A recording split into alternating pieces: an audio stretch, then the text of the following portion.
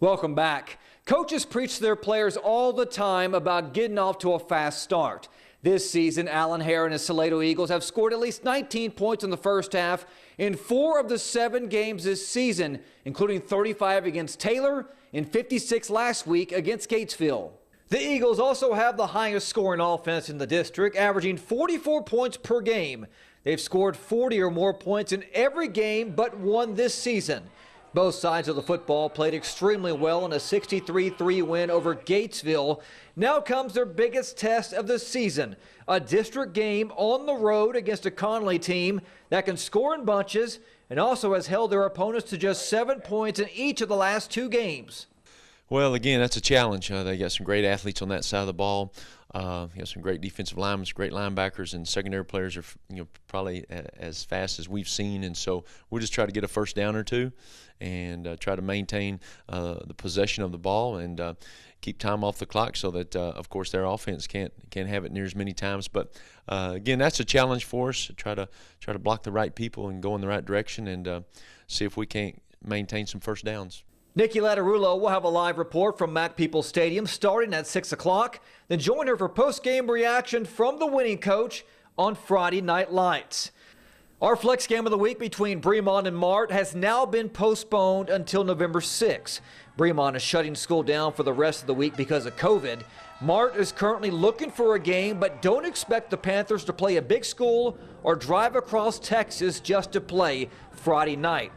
The University Trojans had to cancel its football game against Brian Rudder after a Trojan player tested positive for COVID-19.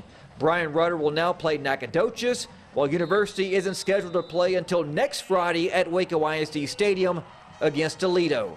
Well, after a student athlete has tested positive for COVID-19 at Brownwood ISD, La Vega's October 16th game against Alliance has been postponed. All varsity-related activities involving students are suspended at Brownwood until those quarantined are cleared to return to campus.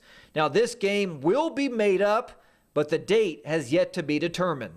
Oftentimes, you hear football coaches talk about placing emphasis on 3 phases of the game: offense, defense, and special teams. Majority of the time, when you get one of those phases right, you lose. That's exactly what happened to Baylor on Saturday at West Virginia. Now, despite a defense that's riddled by injury, they stepped up and held off the Mountaineers for as long as they could before falling in double overtime. The offense, well, they couldn't get anything going. Charlie Brewer was sacked 6 times and threw 2 interceptions, while the running game was basically non-existent. Special teams was equally as bad, missing 3 field goals, including one that was blocked. Now, Baylor will hope to get back to full strength during this bye week as they get ready to face Oklahoma State on October 17th.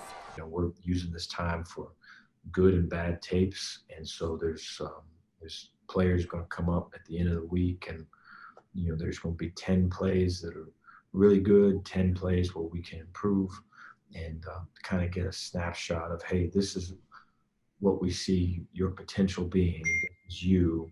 Right, and then this is kind of where you're at. These are the drills we're going to do and the work we're going to put in to get you to where we see that potential being at. The Houston Astros were just 1 win away from advancing to the American League Championship Series for the 4th straight year. It was home run derby this afternoon as both teams combined for 7 homers. Bottom of the first, Jose Altuve leaves the yard, and we are tied at 1 apiece. To the 5th we go. Houston down 4-2. Not anymore. Lesmy Diaz, we have liftoff. 2-run shot, and we are tied again. To the 7th, Astros leading by 3 and just 9 outs away from the ALCS. That's until Chad Pender goes opposite field. 3-run jack. A's would tack on 2 more in the 8th as they hold off elimination for another day, winning 9-7. And that's a look at sports. We'll be right back after the break.